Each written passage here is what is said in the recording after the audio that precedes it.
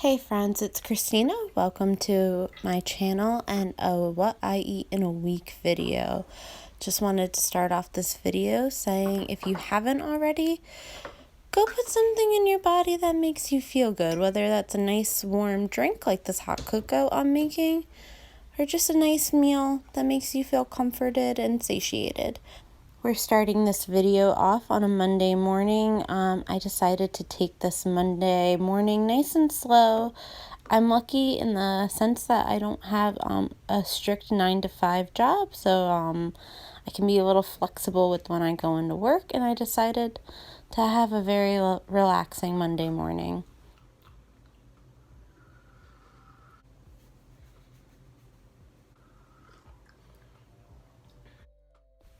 So with my hot cocoa, I had some toast for breakfast. This is currently my favorite way to eat toast. It's 2 slices of sourdough, some vegan butter, some grape jelly, and then some chia seeds on top. And then after my toast, I started getting ready for work.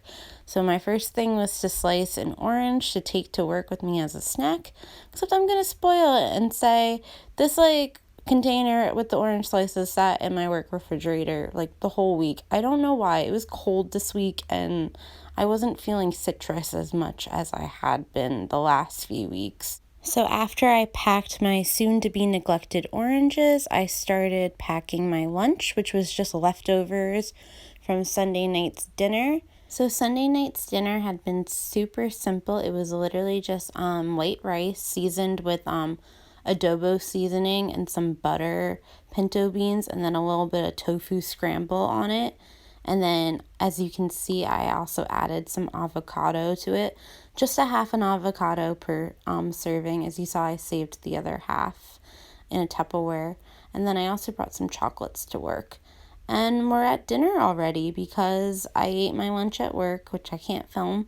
So dinner that night was chickpea tacos that Joe actually made with some black beans, some carrot ribbons, some arugula, red onion, and corn tortillas. Is there a better feeling than coming home to someone having made you tacos? Because A+. So here I am assembling. I do the black beans first, then the chickpeas, which I don't think I mentioned had some Violife Mexican shreds on them. I'd give them a 7 out of 10. I think I prefer Violife's slices over the shreds. And yes, we are still on Monday. I had a second hot chocolate. This time I had the Swiss Miss non-dairy hot chocolate. It's made using coconut milk instead of regular milk. Tasty.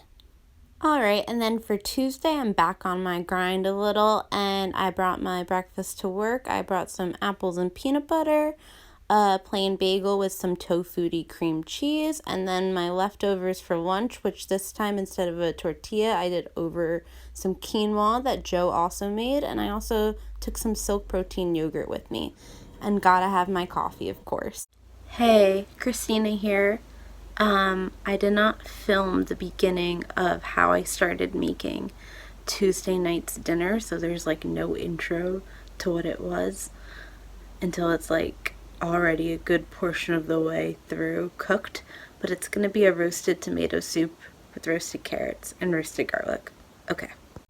Here's what the tomatoes looked like after they were chopped up with some carrots, garlic, and oregano, salt, and pepper, and went into the oven to roast for about 45 minutes. And in the meantime, I also prepared some French lentils. These weren't for dinner Tuesday night, but they are going to be used for Wednesday's lunch, so stay tuned for that. I seasoned my lentils with some lemon juice, the whole lemon inside the pot, and then a bunch of oregano. I was just really feeling oregano that night. So then this is what it came out looking like when it came out of the oven. So gorgeous, smells so good, unreal. I can't even explain how good it smells. I will say, if you like your tomato soup super smooth, then I would recommend maybe boiling the carrots first, or just putting them in the oven a lot longer than the tomatoes, because they do take longer to cook. So they are still a little bit hard at the 45-minute mark, whereas the tomatoes are perfect for blending. So just want to throw that out there if you like a super smooth soup. So then after all the veggies and aromatics are in the blender, I added some water and some better than bouillon paste. I guess in theory I could have like made an actual broth first with the water and better than bouillon instead of adding them separately, but I didn't think it mattered. So then I blended that up, and after I blended my tomato veggie mixture and the broth, I added a can of cannellini beans. This is my favorite thing to do for tomato soup. I do this to every tomato soup I make, whether it's this kind, stovetop, Instapot. I add a can of beans in because it does a couple of things. One, it makes it creamier without having to do anything kind of like fancy, like boiling cashews. Two, it fills it with protein. It becomes an actual like filling meal now that you have some protein in it.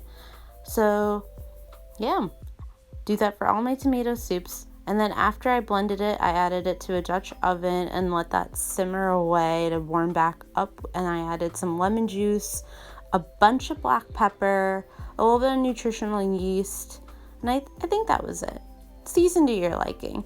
And while that's simmering on the stove and getting all tasty, I then made the best partner to tomato soup, which is grilled cheese. So this might look a little odd, but this is the best way I've found to make grilled cheese using vegan cheese. So it's to kind of steam the cheese over the bread first on low heat for a few minutes, like 3 to 5 minutes, and that just kind of, it doesn't melt the cheese fully, but it just kind of gets it a little goopier and like holds together so it can melt easier.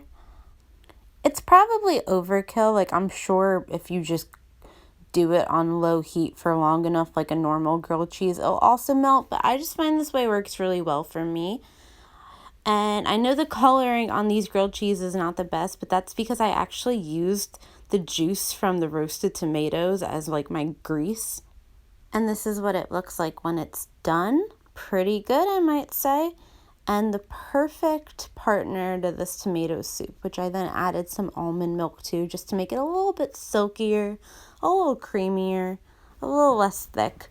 And then for my snack after dinner, I had some pretzels while I watched something or other. So for reasons that are too tedious to explain in this short video, I didn't want to have that tomato soup as my lunch for Wednesday.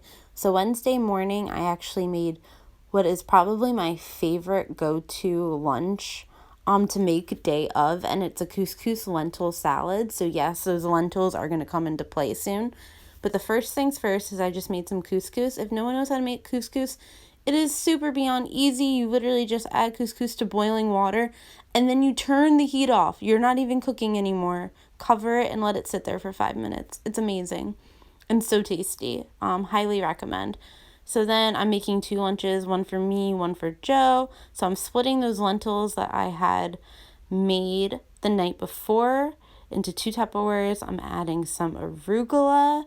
Look at this giant thing of arugula. It was on sale, but I think it was on sale because it was ready to expire. Unfortunately, could not finish all the arugula before it went bad, but made it through, I think, 75% of it. So also, though, halfway through me putting all that arugula, I realized sometimes I find arugula a little bit bitter when it's the only green in a salad. So I also added some spinach. I love spinach. I think I get it every week, and if I don't get it every week, it's because I don't want Joe to get annoyed at me for getting spinach every week. So by the time I added all that to the Tupperware, my couscous was done just like that. So I added half of my couscous to each Tupperware. And usually I get a little bit more involved with the seasonings, or sometimes they even come with seasoning packets, but today I just added some garlic salt. You know, I was in a rush. And then if you watched my meal prep video last week, this is the salad dressing that I made last week. I had some leftovers. And then for my actual breakfast, just some cereal. sometimes cereal just hits. Like, that combination of the crunch with the milk just hits. My snack that day was just some pretzels and the popcorn I always have at work. And then the day, the week, everything got away from me. I had a huge migraine by the time I came home, and I just needed Joe to get me some pizza. And then the migraine was still there Thursday, and I'm so lucky. Joe made me oatmeal. This is on my favorite oatmeal currently. It's just chocolate oatmeal. I had it in my last What I Eat in a Week video. He so thoughtfully made it for me, and this week we had some blackberries that were on sale, so I paired them with blackberries. But yes, unfortunately, the migraine did not go away pretty much for most of Thursday, so I stayed home that day. This was the lunch I was supposed to take to work. I ate it at home, that weird slice of pizza, arugula, and balsamic glaze, more oatmeal as a snack, and then luckily I was feeling better by dinner. So Thursday nights are normally Joe's night to cook, but I decided to cook with him as just kind of a way to get myself back into the groove after my migraine. He had chosen this mango curry recipe. I'll have it linked below. It was absolutely delicious. It was the first time we've had that, and I think we'll definitely be making it again. So he basically did all the hard work, and my contribution was making some crispy tofu to go into the curry and filming it and taking credit for his delicious cooking. But this is just some pureed garlic, ginger, and onion that we added to some seasonings. Again, all will be linked below. And it smelled heavenly. Like, I literally felt my head, my soul, everything just healing from the smell of this. But like I said, my contribution was to make some crispy tofu. This is how I always make my crispy tofu. You will see this several times. I think like this is already the third time and I've had 6 videos. So I actually ran out of cornstarch, so I added some flour to my usual cornstarch. And since this was going in a curry, I kind of decided I would season it a little bit differently. Normally I do garlic powder, onion powder, and black pepper, but I decided to do black pepper and then some curry powder. So that added a beautiful color to the tofu, as well as kind of just like meshed well with the fact that I was already putting it in a curry. I also cut the tofu into slightly bigger cubes and cooked for 30 minutes as opposed to the 20 minutes I normally do. Really no reason for that except me just trying to switch it up a little and try something new. It was still crispy tofu, still delicious. Can't say which way I prefer more. In terms of convenience, I guess cutting it into the bigger cubes was easier because then I was able to spend less time putting each individual cube into my air fryer. It also fit into my air fryer a lot easier, I'd say. So I guess that's the one advantage bigger cubes has. But it's all the same. It's all delicious. Do whatever you want. So I just cooked that in my air fryer at 380 degrees for half an hour. Every 10 minutes or so, I would just check on it to make sure nothing was sticking. And I did top it with just a little bit of oil. So then here I am again taking credit for Joe's hard work. So he's now on the mango portion of the mango curry. So it's about a little less than 1 mango that he cubed up and put into our blender. And then he's going to add some cayenne pepper to that, and not a full can of coconut milk, but like almost a full can, like 3/4 of a can, I'd say. If it were me, I would have just added the whole can, but Joe actually measures. So that is why we were left with 1/4 of a can of coconut milk at the end of this, and some mango chunks that he's eating while he's cooking. So then after he had his mango puree, all of his seasonings measured out, and his coconut milk added to the puree, we then added it to that mixture we had in the beginning. And as you could see, it dried out a lot. That was intentional. That's like an interesting method of cooking I've never done before, like starting with the base of the onion, garlic, ginger puree, letting that like dry out with the spices, and then adding your like coconut milk base. I'm definitely going to try that in the future. Again, just the smell alone was worth doing the extra steps. And like I said before, I'll have the recipe linked because I don't quite remember off the top of my head everything, but I know there was cloves, cumin seeds, a bay leaf, garam masala, cayenne pepper, as I said. I think that was it. And then like some of the more base seasonings. But again, recipe will be linked below. So after that simmered for a bit, we added some spinach, let that wilt, and then we threw in some tofu, mixed it all together, and it wasn't as pretty as it smelled, but it was as delicious.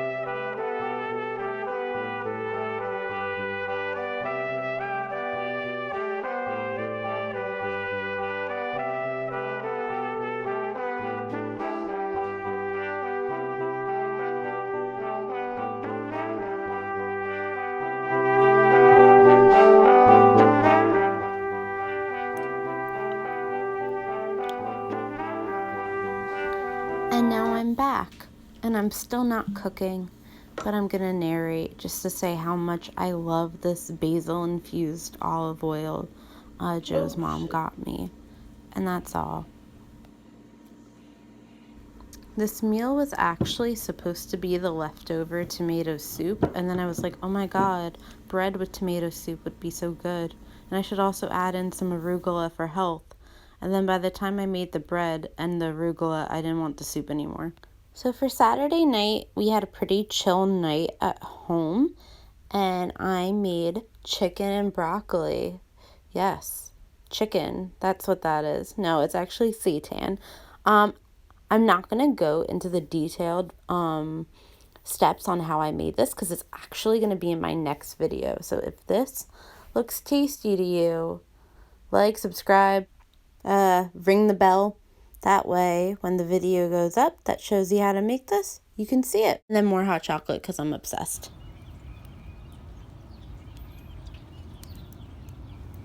So Sunday was a bit of a rainy day, but I still wanted to go for a run, and I wanted something that would hold me over while I was waiting for the rain to clear up to go on my run, and while I was also on my run.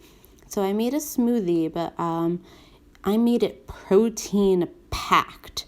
And that wasn't my intention. My intention was actually just to make a tropical smoothie since I had some frozen mango.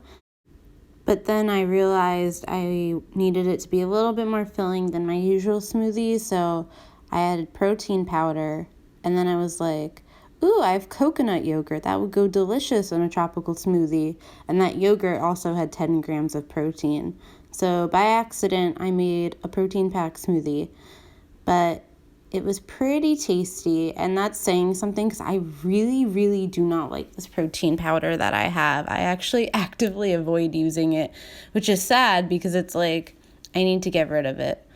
But it also pains me to consume it sometimes. It's on the Aldi protein powder. It's plant-based protein powder from Aldi. Oh yeah, and I added the little bit of coconut milk left. Did not go to waste. But it's Aldi plant-based protein powder. It was like $15. It's vanilla flavored. And I was like, this is such a steal. Oh my goodness, plant-based protein powder for $15. It's $15 for a reason. Aldi doesn't usually fail me, but it failed me this time. This is not tasty. Joe likes it. So maybe if you like protein powder and you're a little less picky than I am, you'd like it, but I do not like it. And then to cover up that protein powder taste, I added some shredded coconut to it. And I just love having something that I can kind of like almost like bite on while I drink a smoothie. So if that's like blended up chocolate chips, peanut butter, chunks, the shredded coconut, that's it for me. So if that looked like a lot of smoothie to you, that's because it was. It made a smoothie for two, but it was still a lot of smoothie either way because I was only able to drink half of mine before becoming way too full.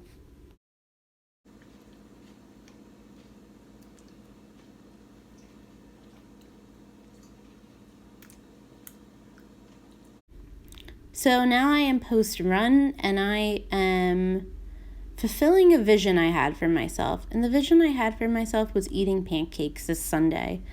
So I decided to not do just ordinary pancakes. I decided to do some chickpea pancakes using chickpea flour.